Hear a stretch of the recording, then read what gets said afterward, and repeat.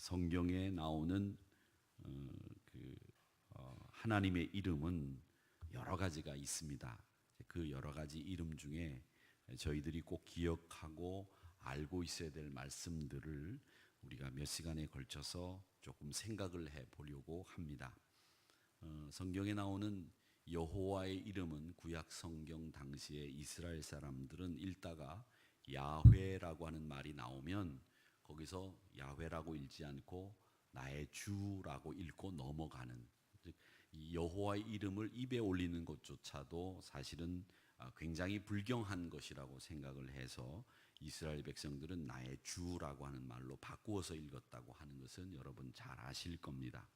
이렇게 여호와의 이름을 불경스럽게 함부로 입에 올리지 않는 이스라엘 백성들이 여호와의 그 행적과 자신들을 돕는 것에 따라서 여호와의 이름을 짓게 되는데, 그 이름을 우리들이 한번 살펴보는 시간을 이 금요 기도 시간에 가져보았으면 좋겠다는 생각을 가지고 여러분들과 같이 이 말씀을 나누는데, 오늘 제일 처음 나누는 이 말씀은 여호와 니시라고 하는 말씀으로 우리가 같이 출애굽기 17장의 말씀을 묵상해 보려고 합니다.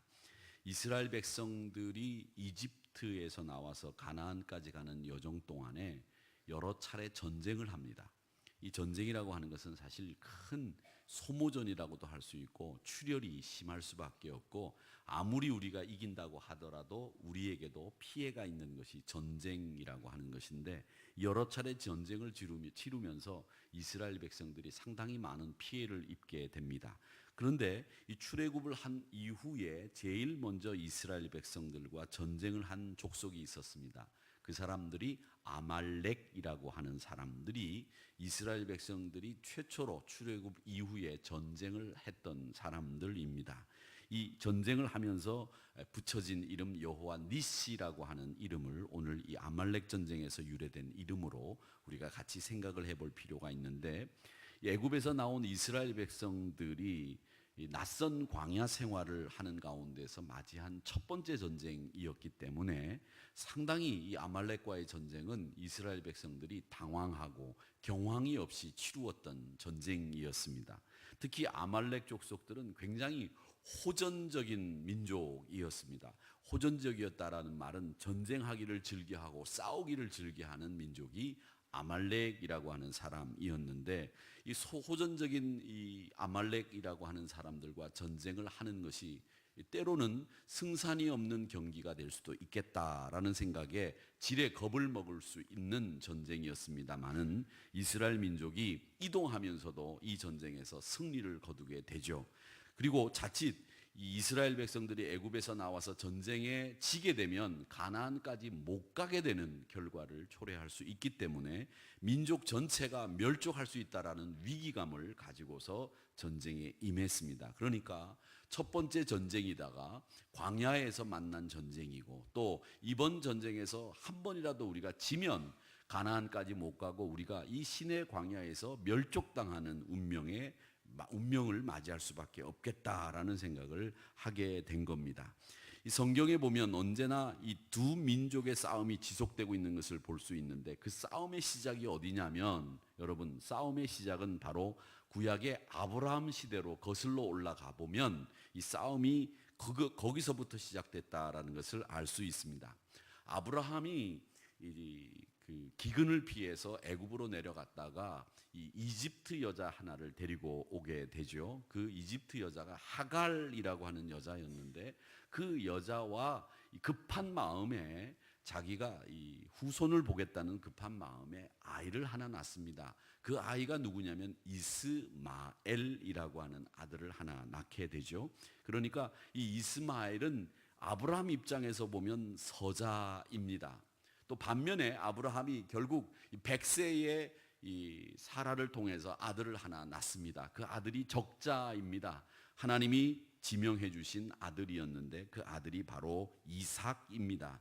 그런데 그 이삭과 이스마엘이 크면서도 하갈과 사라의 갈등을 유발했지만, 나중에 후일에는 이 이스마엘과 이 이삭이 결국 그 후손들까지 적대자가 되는 결과를 초래하게 됩니다. 이 야곱의 형 에서의 후손들도 마찬가지고 이 이스마엘의 후손들도 이스라엘을 대적하는 민족이 되어서 아브라함 때부터 시작된 이 싸움이 결국은 지금까지 계속되고 있다라고 하는 것을 알 수 있습니다. 특히 그 중에서 야곱의 쌍둥이 형제인 이 에서가 에돔 족속의 조상이 되죠. 그런데 그 에돔 족속의 한 지파가 누구냐면 아말렉입니다. 그래서 여러분들이 생각하실 때 그 아말렉이라고 하는 사람들은 도대체 그 기원이 어디 있느냐 이렇게 보시면 이 아말렉은 에돔의 한 지파가 아말렉이다 이렇게 생각을 하시면 되고, 블레셋 사람들은 그 지역에 살던 사람들이 아닙니다. 이 사람들은 해양민족으로 먼 곳에서 배를 타고 이동해 와서 가나안에 정착했던 사람들이기 때문에 이 블레셋 사람들은 해양민족성을 가지고 있는 것이고, 이 아말렉 사람들은 에돔의 후예로 여러분들이 알고 계시면 되겠습니다. 그러니까 다 형제와 지근거리에 있는 친구들, 친척들이 적이 됐다라고 생각을 하시면 되겠습니다. 이 이스라엘 백성들에게 가장 큰 적대감을 가지고 있었던 사람들이 아말렉인데, 이 아말렉이 자기가 살고 있는 동네로 이스라엘 민족이 들어 지나간다라는 이야기를 듣고, 야, 애굽에서 나왔다, 광야 생활에 아직 적응을 하지 못했다, 이 사람들이 전쟁에 능하지 못한 사람들이다, 노예로 400년 동안 살았던 사람들이 무슨 전쟁을 할 수 있겠느냐, 그러니 이번 전쟁은 우리가 승산이 있다, 이렇게 생각을 하고 아말렉은 이스라엘을 쳤습니다. 근데 제가 강해를 하면서 이 아말렉을 몇 번 말씀을 드렸지만, 이 아말렉 사람들은 굉장히 호전적인 사람인 반면에 또 굉장히 치사한 사람들이었습니다. 왜 치사한 사람들이냐? 이스라엘 백성들의 대우가 이렇게 지나가면 거기서 전쟁할 만한 사람하고 전쟁을 하는 게 아니라 어떤 사람을 치느냐면 낙오된 사람들, 어린아이들, 병든 사람들, 여자들, 노인네들, 이런 사람들을 공격하는 친구들이 누구였느냐면 아말렉이었습니다. 여러분, 싸우려면 자기보다 힘센 사람하고 싸워서 얻어맞아도 그걸 얻어맞았다고 얘기를 할 수 있는 거죠. 또 거기서 이기면 더 그 결과가 자신에게 어떻게 보면 성취감이 있는 거죠. 그런데 조그만한 애하고 싸우면 싸워서 이겨도 창피하고 저도 창피한 겁니다. 그러니까 싸우려면 여러분 어떤 싸움을 해야 되느냐? 항상 자기보다 큰 사람하고 싸워야 되는 거예요. 그게 싸움의 원칙이에요. 그리고 싸우려면 정정당당하게 싸워야 되는 거예요. 정정당당하게 싸워야 되는 거죠. 딱 내가 그 사람과 싸우려면 당당하게 싸워야지. 그래서 여러분, 우리가 어릴 때 항상 배운 게 뭡니까? 저희가 어릴 때 서부 영화를 보면 황야의 7인이건 뭐 황야의 무법자건 오케이 목장의 결투건 그 사람들은 등 뒤에다 대고 총 쏘지 않지 않습니까? 총을 쏘다가도 뒤를 돌아본 다음에 쏘잖아요. 그게 뭐냐? 싸움이 룰이 있다는 거예요. 정정당당한 룰이. 그 룰도 안 지켜지면 그 싸움은 싸울 이유도 없는 거죠. 그러니까 여러분, 등에다가 칼을 꼽는 건 아니죠. 보는 데서 칼을 꼽아야 그게 싸움이죠. 그런데 이 아말렉 사람들은 그렇게 등에다가 총을 쏘는 사람들이었단 말입니다. 아주 치사하기 짝이 없는 사람이죠. 그래서 이스라엘 사람들은 이 에돔 사람들, 모압 사람들, 암몬 사람들, 즉 아말렉 사람들에 대해서 굉장히 적대적인 감정을 지금도 가지고 있습니다. 제가 말씀을 드리지만 이스라엘에 입국할 때 이스라엘은 입국 도장을 여권에다 찍어주지 않습니다. 여권에다 찍어주면 이 적대국인 이슬람을, 이 아랍권 나라를 여행할 때 못 들어오게 하는 경우가 생기기 때문에 이스라엘 사람들은 여권 입국 도장을 종이 스탬프에다가 그냥 막종이에다가 이렇게 찍어서 거기다가 이 여권 안에다 끼워줍니다. 그 이상하게 생각하시는 분들이 있어요. 보통 보면 입국장에 들어가면 그 이미그레이션 오피서가 입국 여권을 딱 본 다음에 거기다가 입국 매질자 딱 도장을 딱 찍어주지 않습니까? 여권에다가. 그런데 이스라엘은 여권에다 도장을 안 찍고 이만한 종이에다가 도장을 찍어서 여권사에다 끼워주고 버릴 수 있도록 하는 겁니다. 가지고만 있도록 하는 거죠. 왜? 이스라엘에 들어왔다. 근데 아랍 국가에서도 그렇게 이스라엘 간다고 그러면 여기 이 여권에다 도장을 안 찍어주는 경우가 있습니다. 그래서 여러분들이 이스라엘을 가야 될 경우에 아랍을 경유하는 경우에는 그 입국 도장을 종이에다 찍어달라고 얘기를 해야 이스라엘을 들어갈 수 있는 그런 경우들이 있다는 겁니다. 이만큼 지금까지도 앙숙인 사람들이 암몬, 모압, 그리고 이 아말렉 족속인 에돔 족속들과 앙숙인 관계라고 하는 겁니다. 자, 이런 앙숙들이 어떻게 해서 일어나게 되고 이런 앙숙들이 왜 앙숙이 됐느냐? 전쟁이 일어나자마자 하나님의 지팡이를 든 모세는 이 전쟁에서 이겨야 된다는 거죠. 광야 생활에 익숙하지 않은 이스라엘 백성들이 이 전쟁에서 지면 어떻게 되겠습니까? 그래서 모세는 두 손을 치켜들고 하늘을 향해서 기도하기 시작을 합니다. 그리고 산 아래에서는 여호수아가 선택된 병사들을 데리고 전쟁을 치르는데 이 아말렉과의 전쟁에서 제일 먼저 등장하는 새로운 신의 새로운 기수가 등장하는데 그 사람이 누구냐면 여호수아라고 하는 인물이 등장을 하는 겁니다. 그 여호수아라고 하는 인물이 등장하는 장면, 출애굽기 17장 9절 말씀을 같이 읽어보겠습니다. 시작. 모세가 여호수아에게 이르되 우리를 위하여 사람을 택하여 나가서 아말렉과 싸우라. 내일 내가 하나님의 지팡이를 손에 잡고 산 꼭대기에 서리라. 아멘. 총지휘관으로 여호수아가 진두지휘하는 가운데 군사들이 전쟁을 치르는 거예요. 근데 재미있는 사건이 아말렉과 전쟁에서 일어납니다. 모세가 손을 들고 이렇게 기도하는데 이 손이 무거워서 내려오면 아말렉이 이기고, 모세가 힘이 다시 생겨서 손을 들면 이스라엘이 이기는 거예요. 그래서 모세의 팔이 내려오지 않도록 하기 위해서 아론과 훌이 양쪽에서 그 모세의 손을 받쳐들었습니다. 결국 승산 없는 전쟁처럼 보였지만은 이 모세가 손을 들고 있는 동안 이스라엘 백성들이 이겼던 까닭에 이 하나님의 도우심으로 아말렉과의 전쟁에서 승리하게 되는 겁니다. 사랑하는 성도 여러분, 여러분의 손이 하나님을 향해서 두 팔을 벌리고 번쩍 들고 여러분들이 원수와의 경기에서 전쟁에서 꼭 승리하시는 여러분들이 되시기를 축원합니다. 지면 안 돼요. 손을 번쩍 들고 이기시기를 축원합니다. 그렇게 모세가 손을 들고 하나님 앞에 기도함으로 말미암아 아말렉과의 전쟁에서 승리를 얻게 되는데, 하나님 앞에 영광을 돌려야 되잖아요. 이제는 전쟁에서 이겼으니까. 그래서 단을 쌓고 그 단에서 여호와의 이름을 불러 외치는데 그 여호와의 이름을 여호와 니시라고 불렀다는 겁니다. 한번 따라해 보시기 바랍니다. 여호와 니시, 여호와 니시, 여호와 니시 이렇게 하지 말고 여호와 니시 이렇게 시작. 네, 그렇게 해야 돼요. 이게 이 여호와의 이름에 이거는 특별히 끝에 원래 읽으면 여호와 니시죠, 그죠? 니시인데 이게 저게 시옷이 있고 또 시옷이 있으니까 저걸 뭐라고 하나요? 이렇게 연음된다고 하나요? 그러니까 니시 이렇게 읽으면 훨씬 더 강하게 읽습니다. 여호와 니시 시작. 네, 이게 여호와가 나의 깃발이라는 뜻이에요. 여러분, 깃발은 그 자체는 지극히 평범한 겁니다. 그 깃발 안에 문장을 새겨 넣거나 색깔을 칠해가지고 들고 흔드는 한 조각의 천에 지나지 않습니다. 그런데 우리가 깃발을 하나의 상징으로 볼 때 이 깃발이라고 하는 게 굉장히 중요한 의미를 지녀요. 그게 뭐냐면 이 고난과 역경을 뚫고 자기가 경기장을 나가기 전에 열심히 연습을 해서 세계 정상에 오른 젊은이들이 금메달을 따면 제일 먼저 들고 흔드는 게 뭐냐면 자기 나라 국기를 가지고 흔들잖아요. 그 국기가 뭡니까? 하얀 천에 위는 건곤이감이 그려져 있고 태극 문양이 그려져 있는 그 깃발을 흔드는 거예요. 그러면 가슴이 뭉클해지는데, 우리가 텔레비로 볼 때 그 깃발을 흔드는 건 가슴이 뭉클해지지만 외국에서 현장에서 우승을 하고 금메달을 따가지고 깃발을 흔들면 눈물이 안 나는 사람이 없어요.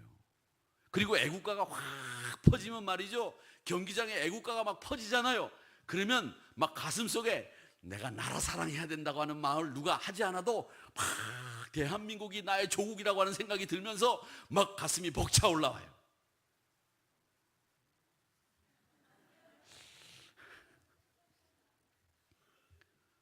외국에 갔는데 경기장에서 그 이대호 선수가 야구 선수예요.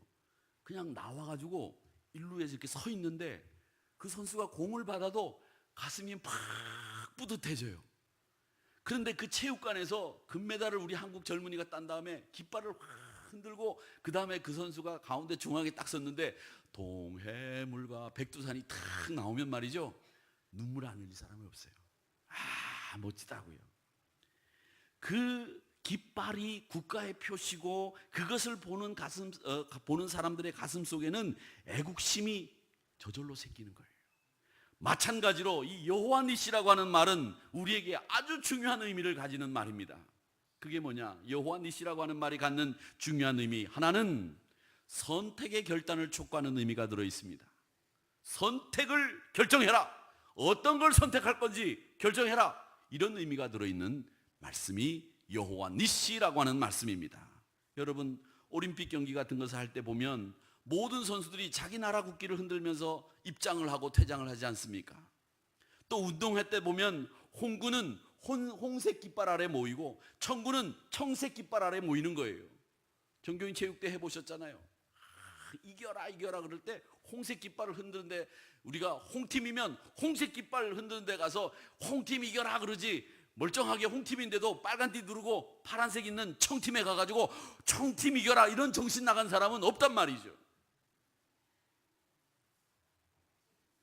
엘리야 선지자가 갈멜산에서, 제가 개인적인 얘기 하는 것은 아니지만 22일 날 체육대 하는데, 여러분 뭘 하려면 좀 열심히 해야 돼요. 피구를 하다가 공이 탁 날아와서 잡으려고 그러다가 팍 놓쳤어. 그러면 놓치고 난 뒤에 팍 애석해가지고 땅을 치고 말이지, 아우 내가 잡으려고 했는데 못 잡았다 그러면서 나가지. 땅 맞으면 이거 나가버림. 아니에요.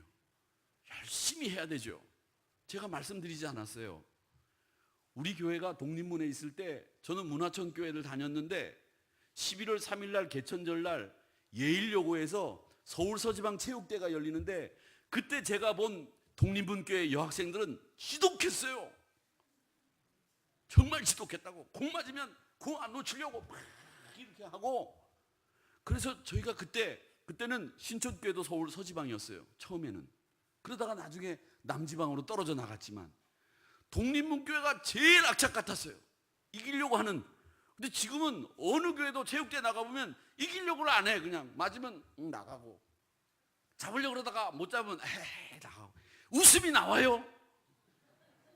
공 맞아가지고 죽었는데, 이번 22일 날 체육대 공 맞아가지고 피고 공 맞아가지고 나가는데 웃고 나가기만 해봐. 그냥 땅을 치고 통곡을 하고 막 뒹굴고 그러고 나가세요. 아셨죠? 그리고 던져가지고 안 맞으면 막 애석하여하고 막 소리 지르고 이렇게 해야 된단 말이죠. 제가 이 말씀을 드리는 이유는 뭐냐면, 요즘은 뭘 해도 하나 제대로 신중하게 열정을 안 내요. 제가 괜히 열을 냈는데 죄송합니다. 엘리야 선지자가 갈멜산에서 바알 선지자, 아세라 선지자들과 대결을 앞두고 이스라엘 민족을 향해서 외친 촉구가 뭐냐? 열왕기상 18장 21절 말씀에 보면 이렇게 얘기합니다. 엘리야가 모든 백성에게 가까이 나아가 이르되 너희가 어느 때까지 둘 사이에서 머뭇머뭇하려느냐? 여호와 만일 하나님이면 그를 따르고 바알이 만일 네가 생각할 때 하나님이라고 한다면 그를 따라라. 그러니까 백성들이 지금까지 자기들이 하나님 따르지 않고 바알을 섬겼으니 한 말도 하지 못하고 대답을 못했다는 얘기가 열왕기상 18장 21절의 말씀이에요. 바알과 하나님 사이에 어디에 쓰겠느냐는 거예요. 그 둘 사이에서 머뭇거리지 마라. 여러분, 여호와 니시라고 하는 말씀은 바로 그겁니다. 내가 하나님이 나의 깃발이시니까 하나님 편에 서겠습니다. 내가 죽어도 하나님 편, 그렇게 신앙생활 하겠습니다. 이게 바로 여호와 니시가 갖고 있는 하나님의 말씀의 뜻이에요. 그러니까 여러분, 하나님 편에 서시기를 축원합니다. 제가 늘 말씀드리잖아요. 우리는 하나님 편이에요. 누구 편이 아니에요. 예수님 편, 하나님 편. 그게 우리 신자들이 서야 되는 위치예요. 미국의 남북전쟁 때 얘기인데, 남군과 북군이 서로 싸움으로 이제 치열해졌는데, 한 사람이 자기 목숨을 구하기 위해서 나름대로 방법을 썼어요. 똑같이 미국 사람이니까 이거 남북 전쟁에서 이거 죽으면 안 되니까. 그래서 어떻게 했느냐면 웃돌이는 북군 옷을 입었어요. 그리고 아랫도리는 남군 옷을 입었어요. 그리고 피난을 가다가 유사시에 남군을 만나면 바지가 남군이니까 웃도리를 벗는 거예요. 그리고 또 피난을 가다가 북군을 만나면 남군복을 바지를 입고 있으니까 바지를 벗고 웃도리는 북군이니까 그렇게 살아남아야 되겠다 생각을 하고 위쪽에는 북군 옷, 밑에는 남군 옷을 입고 가다가 남군이다 그러면은 웃도리를 벗고 북군이다 그러면 바지를 벗고 그렇게 하면서 어떻게 살아남았어요. 그런데 전쟁터를 지나가다가 그걸 쭉 지켜보던 사람이 야, 저 사람 저건 남군도 아니고 북군도 아니네. 결국 그래가지고 양쪽 병사들이 남군도 총을 쏘고 북군도 총을 쏴서 결국 그 병사가 죽고 말았다는 이야기가 남북전쟁 때 내려오는 일화 중에 하나예요. 여러분, 양자택일을 해야 되는 거지 위쪽에는 북군 옷 입고 밑에는 남군 옷 입고 사람 만나는 것 따라서 내가 어떤 옷을 입느냐 안 될 일이죠. 하나님이냐 마귀냐 천국이냐 지옥이냐 교회냐 세상이냐 영생이냐 사망이냐 축복이냐 저주냐 그 중에 하나를 택하는 결단을 해야 될 줄로 믿습니다. 이게 여호와 니시가 갖고 있는 의미예요. 야, 너희들 분명하게 너희들의 입장을 정해라. 여호와 니시, 여호와의 깃발 아래 모여라. 여호와의 깃발 아래 서라. 그 말씀이 여호와의 니시라고 하는 말씀이 갖는 의미예요. 이 결단을 위해서 우리는 이 전쟁의 승패가 어떻게 결정되는지를 잘 알고 있지 않습니까? 여러분, 우리가 살고 있는 세상이 전쟁터예요. 영적인 전쟁을 계속하는 겁니다. 모세가 기도할 때 두 손을 들고 있으면 이기듯이 여러분, 하나님을 향해서 두 손을 들고 여호와 니시를 외칠 수 있는 하나님 편에서는 여러분들이 되시기를 주님의 이름으로 축원합니다. 두 손을 번쩍 들고 여호와 니시를 외치면서 하나님 편에 서서 내가 하나님의 승리를 얻겠다, 이런 생각을 해야 됩니다. 우리가 싸우는 것 같지 않지만 먹을 것과 싸우죠. 입을 것과 싸우죠. 학생들은 입시 전쟁을 하지 않습니까? 다 전쟁이라고 하잖아요. 취업 전쟁, 입시 전쟁 다 전쟁이라고 붙이잖아요. 그 전쟁이라고 붙이는 이유가 뭐냐? 그게 다 싸움이기 때문에 그렇습니다. 쉴 새 없이 머리를 짜내고 이길 수 있는 방법이 뭔지를 골똘하게 생각합니다. 여러분의 삶도 어떻게 보면 끊임없이 아말렉과의 전쟁일 수 있습니다. 그 아말렉은 호전적이고 우리의 약점을 공격을 해서 우리를 두렵게 만들고 우리를 넘어지게 하려고 하는 그 아말렉과의 전쟁을 여러분들이 지금 다 치르고 있는 거예요. 이제는 여러분 선택하셔야 됩니다. 그 전쟁터에서 싸울 것이 아니라 기도하는 장에서 예배하는 곳에서 먼저 여러분들이 이기셔야 그 전쟁에서 이긴다고 하는 사실을 여러분 꼭 기억하시기를 축원합니다. 축원합니다. 이 영적인 전쟁에서 이기려면 예배하는 자리에서 기도하는 자리에서 여호와 니시, 이것이 우리에게 통해야 되는 거예요. 그래야 현장에서 싸워 이길 수 있는 겁니다. 여러분, 영적인 전쟁에서 어떻게 이기겠습니까? 여러분이 선택하셔야 돼요. 어디에 설 거냐? 승리는 바로 기도의 자리, 이 예배의 자리에 서서 하나님 앞에 두 손을 들 때에 여호와 니시의 하나님이 여러분과 함께 할 줄로 믿습니다. 두 번째, 여호와의 니시는 승리의 기쁨을 의미합니다. 경축일이 되면 구청에서 요즘에는 차를 다가 태극기를 들고 쫙 다니면서 길가에다 하나씩 다 꼽아요. 그리고 또 그 경축일이 끝나면 그 태극기를 다 뽑아가는데 이 깃발을 다 꼽으면 기분이 좋아요. 저도 이 주민센터에 가가지고 태극기를 여기 이사 오면서 사가지고 왔어요. 그래가지고 경축일이 되면 태극기를 다 거는데 아무리 봐도 우리 집 말고는 태극기를 안 거는 것 같아. 우리 예수 믿는 사람들이 태극기 거는 데는 좀 모범을 보이세요. 태극기 가서 이번 주 월요일 날 가가지고 주민센터에 가면 태극기 팔아요. 그거 다 하나씩 사다가 예수 믿는 사람들은 무조건 태극기 걸어요. 좋은 일만 있으면 태극기 걸으라고요. 태극기 걸어요. 우리 아들 취업해서 그 취업했다 그럼 태극기 거세요. 생일날도 태극기 걸고. 태극기 걸고, 주일날도 교회 오는 날 기분 좋으면 태극기 걸고 오세요. 태극기는 아무 때나 걸어도 된다고 돼 있잖아요. 좋은 날 태극기 거세요.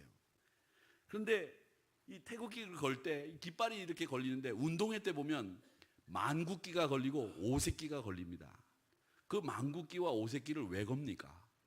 경축일, 기쁜 날 만국기를 걸고 오색기를 걸지 않습니까? 아말렉과의 전쟁에서 승리한 이 모세가 이스라엘 백성들을 향해서 승리의 기쁨을 나누면서 하나님 앞에 제단을 쌓았어요. 그 제단을 쌓으면서 여호와 니시를 불렀던 겁니다. 그러면 우리 그리스도인들도 여러분들이 승리하셨다면 그 기쁨을 표현하기 위해서 어떻게 해야 되느냐? 여호와 니시를 외치시기를 축원합니다. 이게 바로 승리의 기쁨을 드러내는 말씀이 여호와 니시예요. 프랑스의 영웅 나폴레옹이 영국의 넬슨 제독이 이끄는 해군에게 대패했습니다. 워터루 전쟁에서도 참패를 했어요. 프랑스는 패전자로서 이제 더 할 말이 없게 돼서 고배를 마시고, 이제는 프랑스는 망했다 이런 분위기였고, 영국은 온 국민이 축제 분위기 속에서 가득 차 있었습니다. 이때 영국에 오랫동안 거주하고 있던 프랑스 사람이 있었는데, 이 사람이 내가 이제 영국에 오래 살았는데 내가 프랑스인이지만 프랑스는 전쟁에서 졌고 영국이 전쟁에서 이겼으니까 내가 또 영국에서 오래 살았으니까 내가 영국으로 귀화해야 되겠다, 그렇게 생각을 하고 영국 국민이 됐습니다. 그 영국 국민으로 이제 귀화를 하고 난 뒤에 친구를 찾아갔어요. 인사를 하게 됐습니다. 여보게, 내가 이제 영국에서 오래 살았는데 프랑스도 전쟁에서 졌고 내 프랑스 돌아갈 일도 없고 내가 영국으로 귀화했으니 내가 이제 영국 사람이 됐네, 이렇게 인사를 했습니다. 근데 그 친구 중에 한 사람이 뭐라 그러냐면, 자네 이제 자네가 영국 사람이 됐는데 뭐 달라진 게 뭐 있나, 이렇게 물어보더래요. 달라진 게 뭐 있냐고. 그러자 그는 뭐라고 그랬냐면, 내가 달라졌지. 전에는 워터루 전쟁이 나에게는 패전이었지만 이제는 그 전쟁이 나에게는 승리의 전쟁이 되었다네, 이렇게 얘기했다는 거예요. 내가 영국 사람이 됐으니까 워터루 전쟁이 나에게는 승리의 전쟁이 된 거예요. 내가 옛날에 프랑스 사람이었을 땐 워터루 전쟁은 패전이 됐지만 내가 영국 사람이 되는 순간에 그 전쟁이 승리의 전쟁이 됐다는 얘기입니다. 여러분, 이 말은 무슨 말이냐면, 여러분이 하나님의 백성이 되는 순간에 이 세상에서 영적인 싸움에서 여러분은 여호와 니시를 외칠 수 있는 승리의 전쟁을 하나님 앞에 올려드릴 수 있는 여러분들이 되셨다는 것을 기억하시기를 축원합니다. 여러분이 승리할 수 있는 분들이에요. 성도들이 구원받기 전에는 어디에 속해 있느냐? 마귀에 속해 있는 사람들이죠. 에베소서 2장 2절에 보면 뭐라고 얘기하느냐면, 그때는 너희는 그 가운데 행하고 이 세상의 풍조를 따르고 공중의 권세를 잡은 자를 따랐으니 곧 지금 불순종의 아들들 가운데서 역사하는 영이라. 이게 옛날 구원받기 전에 우리의 모습이라는 거죠. 한번 읽어보겠습니다. 시작.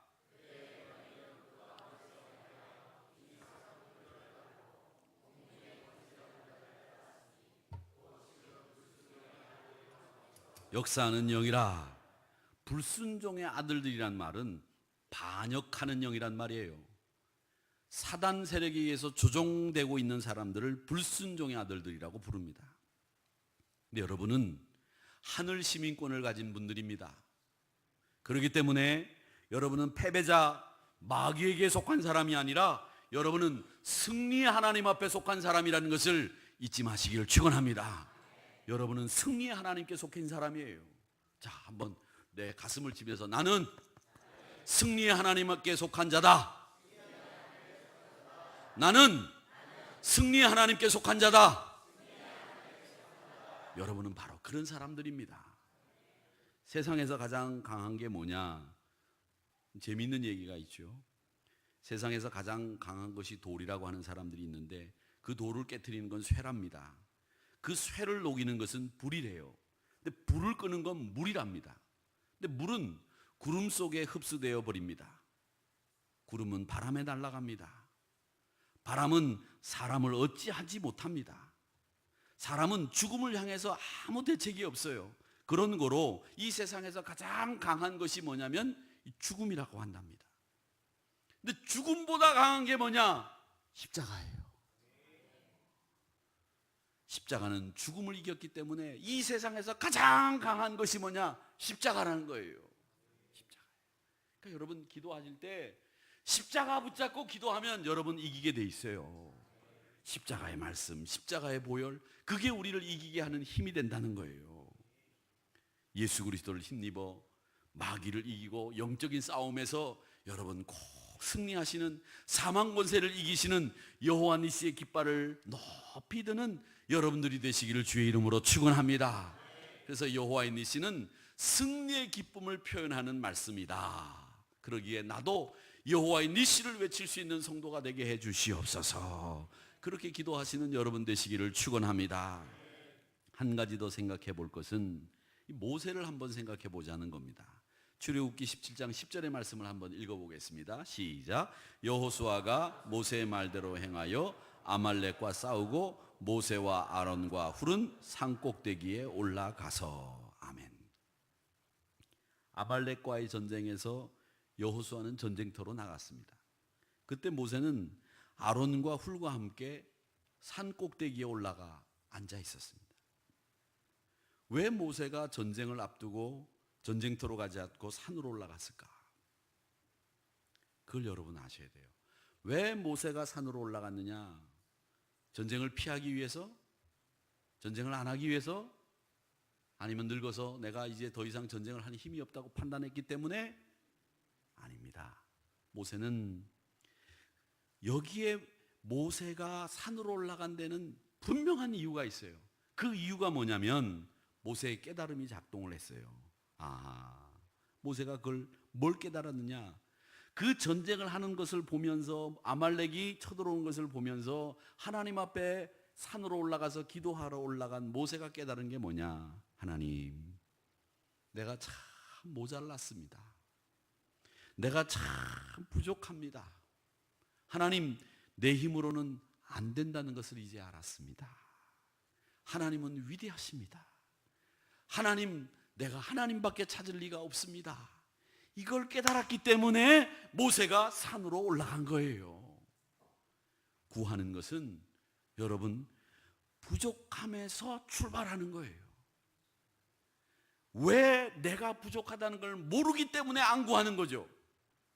내가 해도 인간의 능으로 안 되고 내 힘으로도 안 되고 내 지혜로도 안 되니까 하나님 앞에 붙잡는 거예요. 하나님 앞에 기도하는 거예요. 그러니까 기도는 내가 부족하다는 것을 깨닫는 순간에 기도가 출발하는 거예요. 내 믿음이 부족함, 내 헌신의 부족함, 이런 걸 믿음의 창으로 이렇게 바라보게 되니까 산으로 올라가게 되는 거예요. 우리는 이게 어떤 마음이라고 표현하게 되느냐면 이게 바로 가난한 마음이에요. 여러분, 가난한 마음이 다른 마음이 아니에요. 내가 부족하고 내가 모자르다는 걸 깨닫는 순간 내 마음이 가난해지는 거예요. 바로 이런 심령이 바로 주님이 말씀하신 가난한 심령이고, 이런 사람이 천국을 얻게 된다고 말씀해 주셨습니다. 우리의 미래가 우리의 부족함을 느끼고 인정하는 그 자리에서 시작이 되고, 우리의 기도가 그 자리에서 시작된다는 거 꼭 기억하시기를 축원합니다. 모세가 그래서 올라간 거예요. 우리가 찾은 골방에서, 우리가 찾은 예배와 기도의 현장에서 우리 승리의 미래가 시작된다는 것을 잊지 마시기를 축원합니다. 산 아래서 헤매지 마세요. 산 위로 올라가시기를 축원합니다. 그리고 두 팔을 벌려서 여호와 니시 하나님 앞에 부르짖어 기도하시기를 축원합니다. 이게 우리 신앙입니다. 하나 더 모세를 생각해 볼까요? 왜 산으로 올라갔을까요? 이스라엘 백성들을 깨우치기 위해서 산으로 올라갔습니다. 하나님이 아말렉과의 전쟁은 다분히 의도적으로 하나님의 섭리 속에서 이루어진 거라고 보여져요. 왜냐? 하나님이 이스라엘 백성들이 그동안 노예로 살면서 아무것도 걱정 없이, 사실은 육신은 고달프지만 걱정 없이 사는 거예요. 노예는 주는 대로 먹고 일하는 대로 일하고 뭐 걱정이 있습니까? 뭐가 있습니까?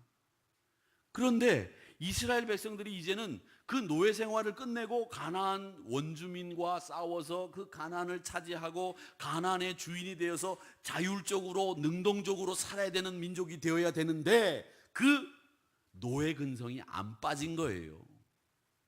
그래서 이스라엘 백성들이 광야 생활을 하면서 계속 노예 생활을 하면서 몸에 익었던 습관들이 그대로 남아있는 겁니다. 그게 뭐냐? 불평하는 거, 비방하는 거, 만족하지 못하는 거죠. 그래서 늘 모세와 다투는 겁니다. 출애굽기 16장에 보면 먹는 문제로 모세와 다투고 17장에 가면 마시는 물 때문에 모세와 다투고, 이 다투는 게 능사인 줄 알고 매일 싸우는 거예요. 시비 걸고 싸우고 원망하고. 여러분, 우리가 지금 싸우고 있는 문제가 뭡니까? 거의 다 먹고 마시는 것 때문에 싸우고 다투지 않습니까? 그런데 이제는 먹고 마시는 문제가 아니라 아말렉과의 전쟁은 생존이 걸린 문제예요. 죽느냐 사느냐, 우리 민족이 멸족하느냐 살아남느냐. 그때의 모세가 전쟁에 가지 않았다고 하는 사실은 다분히 이스라엘 백성들에게 가르치기 위한 의도가 있었다는 거예요. 그게 뭐냐면 이 전쟁은 먹고 마시는 문제보다 우리의 사활이, 우리가 망하느냐 우리가 사느냐, 이 문제가 걸린 전쟁이기 때문에 우리가 하나님 의지해야 이긴다, 이걸 보여주시기 위해서 지금까지 우리가 광야 생활하면서 왜 먹고 마시고 이런 문제 가지고 지금 싸우고 갈등하고 이랬느냐, 이게 아니야. 진짜는 하나님 앞에 기도해야 되는 게 진짜야. 이걸 보여주기 위해서 모세는 산으로 올라간 거예요. 아시겠습니까? 여러분, 먹고 마시는 게 문제가 아니라니까요. 뭐가 그렇게 중요해요? 우리가 정말 중요한 것은 하나님 앞에서 내가 하나님의 백성답게 사느냐, 이게 중요한 거예요.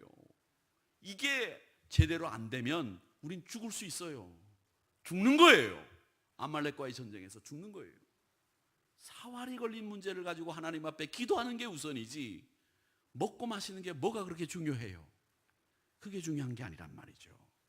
그래서 모세가 산으로 올라간 것은 이스라엘 백성들에게 이런 얘기를 하는 거예요. 야, 우리가 지금 불평하고 다툴 때냐? 아니야. 먹고 마시는 문제 때문에 우리가 다투고 불평할 문제가 아니다. 더 큰 문제는 하나님이 이렇게 해결하신다고 하는 것을 너희들에게 보여주고, 하나님을 의지하고 하나님을 향해서 기도할 때에 하나님이 풀어주신다는 걸 보여주시려고 산으로 올라간 거예요.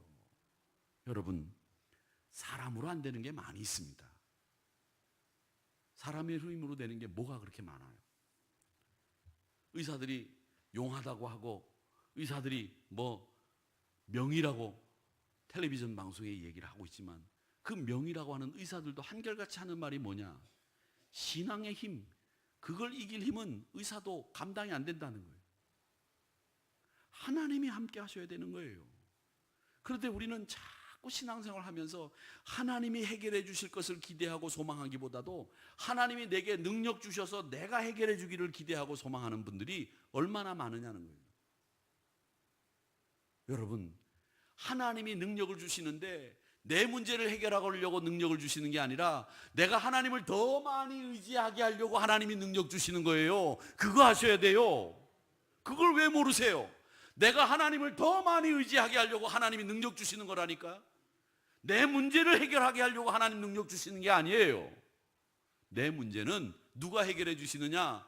내가 두 손을 들어 하나님 앞에 부르짖으면 하나님이 해결해 주시는 거예요. 내게 능력 주시는 건 하나님 더 사랑하고, 하나님을 위해서 더 충성하고, 하나님을 위해서 더 헌신하라고 하나님이 나에게 능력 주시는 거라고요. 그걸 하셔야 되는데 그걸 거꾸로 생각해요. 하나님이 능력 주셔서 내가 이 문제를 해결할 수 있지 않느냐, 이렇게 생각하고 하나님 저에게 능력 주세요, 이렇게 기도하니까 그 기도가 틀린 기도예요. 우리가 하나님께 받은 능력은 하나님 더 의지하는 데 쓴다. 내 문제는 누가 해결해 준다? 하나님이 해결해 준다. 이게 여호와 니시의 뜻이에요. 여러분, 그러니까 본질을 제대로 아셔야 된다고. 본질을. 어려운 일 만나면 이스라엘 백성들이 행동했던 것처럼 행동하지 마시고, 항상 하나님 앞에 내가 능력받아 더 의지함으로 내 문제는 하나님이 해결해 주신다. 그러니 내가 하나님 산을 향하여 내가 올라가 내 도움이 어디서 오는지를 바라볼 줄 아는 모세와 같은 여호와 니시의 주인공들 여러분 되시기를 주님의 이름으로 축원합니다. 금요일 날 저녁이 되면 여러분 참 피곤하시죠? 얼마나 피곤하십니까? 눈이 감기실 거예요. 그런데 그냥 목사가 눈 못 감게 자꾸 소리를 지르니까 눈을 감았다가도 퍼쩍퍼쩍 뜨고 왜 오늘 목사 이렇게 소리를 지르나 이렇게 생각하실 분들도 계신데, 제가 말씀드리지만 수요일 설교하고 금요일 설교는 제가 설교 준비하는 것부터 재밌고 설교하는 것도 참 신이 나요. 주일 설교보다 훨씬 더 좋아요. 그래서 제가 금요일 날은 막 이렇게 막 이 가슴 속에 있는 것들이 막 터져 나오는 것 같아. 그래서 여러분들 보면 제가 막 소리도 지르고 막 오바도 하고 막 그렇게 하는 것 같아요. 근데 제가 그렇게 설교를 하고 나면 우리 교인들이 야, 목사님 좀 금요일 날 피곤해가지고 좀 와서 이제 조금 졸다가 기도하다가 가야 되는데 자꾸 못 졸게 소리를 지른단 말이죠. 그래서 제가 소리를 지르면서도 아유 저 조시는 분 눈 뜨시지 않고 그냥 계속 졸았으면 좋겠다 이런 생각을 갖습니다만, 모세도 피곤했을 거예요. 그런데 17장 12절 13절 한 번 더 읽어보고 우리가 이제 설교를 정리하도록 하겠습니다. 같이 읽겠습니다. 시작. 모세의 팔이 피곤함에 그들이 돌을 가져다가 모세 아래에 놓아 그가 그 위에 앉게 하고 아론과 훌이 한 사람은 이쪽에서 한 사람은 저쪽에서 모세의 손을 붙들어 올렸더니 그 손이 해가 지도록 내려오지 아니한지라. 여호수아가 칼날로 아말렉과 그 백성을 쳐서 무찌르니라. 아멘. 우리가 여기서 기억해야 될 사실이 하나 있습니다. 그게 뭐냐? 모세의 손도 쇠하는 손이에요. 피곤해지는 손이란 말이죠. 그러므로 모세의 손을 잡아주는 협력하는 손이 있어야 됩니다. 하나님이 쓰시는 사람들 그 배후에는 언제나 협력자들이 있어요. 엘리야 뒤에는 엘리사라고 하는 후배가 뒤에서 기도하는 모습을 잃지 않았고, 또 7,000명의 무리들이 이 엘리야를 위해서 기도했어요. 마찬가지로 이 모세가 피곤한 손을 부축하기 위해서 누구와 함께 협력했느냐면 바로 아론과 훌이라고 하는 사람을 하나님이 붙여주셔서 그분과 협력하여 적극적인 후원자의 협력자인 아론과 훌 때문에 이 모세는 하나님 앞에 기도하고 전쟁을 승리로 이끌어낼 수 있었다는 겁니다. 여러분, 오늘날 교회 안에서도 아론과 훌과 같은 선한 봉사자들이 많아지기를 축원합니다. 혈통적으로 보면 아론은 모세의 형입니다. 미리암은 모세의 누나입니다. 그런데 그들은 모세를 하나님의 종으로 모셨어요. 그 말은 뭐냐면 하나님의 일을 하는 사람을 귀하게 여겼다는 거예요. 누구를 귀하게 여기라는 게 아니라 어떤 사람이든지 간에 하나님의 일을 하는 사람을 귀하게 보고 귀하게 여길 줄 아는 사람이 되시고, 그 하나님의 일을 하는 사람들을 도와주는 여러분들이 되시기를 축원합니다. 그 사람이 청년이건 하나님의 일을 하는 사람이 학생이건 하나님의 일을 한다면 그 사람을 귀하게 여기고 그 사람을 아껴주고 도와주는 일, 그게 우리 예수 믿는 사람들이 해야 될 일이라는 거예요. 방해하고 비방하고 이런 일을 해서는 안 된다는 거죠. 우리 사람들은 말이죠, 이 사람들 마음에 못된 심성이 남아 있어요. 뭐냐? 자기가 못하면 남도 안 했으면 좋겠다라는 생각을 해요. 이게 참 사람이 가지고 있는 나쁜 습성 중에 하나예요. 내가 못하더라도 저 사람이 하면 야, 나는 못했는데 네가 하는구나, 정말 잘한다, 박수 쳐줘야 되죠. 근데 내가 못하니까 야, 그런 거 해봐야 소용없어, 그거 내가 해보니까 안 되더라, 네가 해봐도 되겠냐, 너도 안 돼, 그러니까 그만해, 이렇게 이야기하는 건 여러분 정말 주의 일을 하는 데 있어서 안 될 이야기고 못 될 이야기예요. 무슨 일을 하든지 간에 그 일을 하는 사람이 누구든지 간에 그 일을 협력해주고 기도해주고 그 일을 위해서 뒤에서 뒷받침해주는 게 우리 예수 믿는 사람들이 해야 될 일이지 않겠습니까? 그게 예수 믿는 사람의 특징이고 그게 예수 믿는 사람들의 자랑이죠. 그게 우리의 신앙의 자존심이죠. 명예죠. 그런데 내가 못했으니까 너도 하지 마. 말이 되는 얘기입니까? 그런데 오늘 여기 보니까 아론과 훌, 모세는 항상 그 옆에 협력자들이 있었다는 것을 알 수 있습니다. 저는 로마서 8장 28절의 말씀을 굉장히 좋아합니다. 합력하여 선을 이룬다. 얼마나 멋진 얘기입니까? 함께 합력하시고 협력하시기를 축원합니다. 서로를 위해 주시기를 축원합니다. 배려하시기를 바랍니다. 성가대원들은 교사들을 배려하고, 교사들은 성가대원들을 배려하고, 남전대원들은 여전대원들을 배려하고, 여전대원들은 남전대회가 체육대 한다고 하면 후원금 내드리고, 내가 하는 일만 최고라고 여기지 마시고 남들이 하는 일도 최고라고 여겨주는 거, 그게 여호와 니시를 믿는 성도들이 해야 될 일이라는 겁니다. 내가 하는 일만 최고라고 여기지 마세요. 남들이 하는 일, 수고로움, 애쓰는 거, 봉사, 그것도 귀한 일이에요. 야, 성가대에서 네가 폼나게 사람들 앞에서 찬양만 하면 다냐? 나는 국수 그릇 뜨다가 미끄러져 가지고 뒤기도 하는데 내려와서 국수 한번 삶아봐라. 여러분, 국수 삶으셔야 되는 분들도 계시지만, 그렇게 귀한 일을 하시는 어려운 일도 하셔야 되지만 찬양도 해야 되잖아요. 또 찬양하다가 내가 시간이 되면 그 국수 삶는 게 얼마나 힘든데 내가 가서 도와줘야 되지, 이런 마음을 갖는 게 귀한 거죠. 나는 찬양하니까 국수 삶는 건 내가 절대 못해. 이건 귀한 마음이 아니에요. 야, 내가 국수 삶고 있는데 찬양하고 얘 한 번도 안 내려와? 이것도 귀한 마음 아니에요. 야, 나는 국수 삶고 참 먹는 거 보면서 좋아하는데 저분은 찬양하는데 참 은사가 있어. 저분은 계속 찬양하게 해야지. 이게 귀한 마음이에요.